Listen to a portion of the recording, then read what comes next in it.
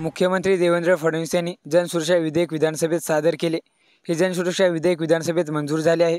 जनसुरक्षा विधेयक नेमके आहे तरी काय, महाराष्ट्रात गरज काय, याबद्दल आजच्या व्हिडिओमध्ये जाणून घेऊया।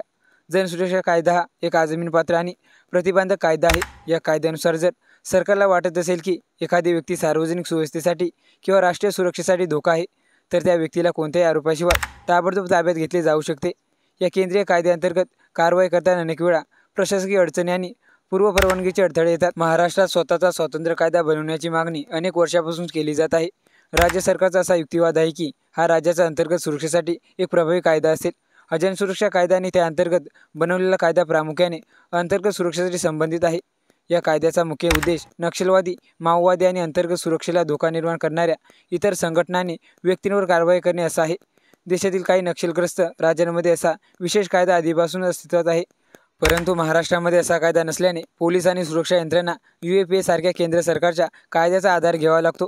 एखाद्या संघटनेला बेकायदेशीर संघटना जाहीर करता येऊ शकेल, तसेच त्या संघटनेचे कार्यालय, परिसर, इतर संपत्ती जप्त करता येईल। बेकायदा जाहीर झालेल्या संघटनेच्या बँकांमधील खाते गोठवता येईल। संघटनेला बेकायदा ठरवण्यासाठी उच्च न्यायालयाच्या न्यायाधीशांच्या समक्ष 3 सदस्यीय सल्लागार मंडळ असेल। सल्लागार मंडळाच्या परवानगीशिवाय नंतरच एखाद्या संघटनेला बेकायदा जाहीर करता येईल। त्यामुळे एखाद्या अधिकाऱ्याची मनमानी चालेल असे होणार नाही, असे म्हटले जात आहे।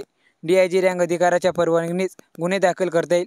किमान पोलीस उपनिरीक्षक दर्जाचा अधिकारीच या गुन्ह्यांचा तपास करेल। अतिरिक्त पोलीस महासंचालक दर्जाच्या अधिकाऱ्यांच्या परवानगीनेच या गुन्ह्यांमध्ये आरोपपत्र दाखल करता येईल।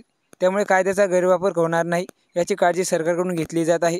बंदी घातलेल्या संघटनेचे पदाधिकारी, कार्यकर्ते नव्या नावाने संघटना उभारून तेच कार्य करत असतील तर नवी उभारलेली संघटना ही मूळ बेकायदा संघटनेचा भाग मानली जाईल, ती बेकायदा ठरेल।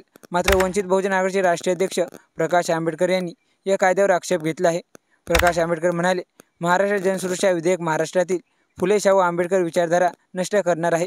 वंचित बहुजन आघाडी महाराष्ट्र जनसुरक्षा विधेयकाविरोधात न्यायालयात लढा देईल।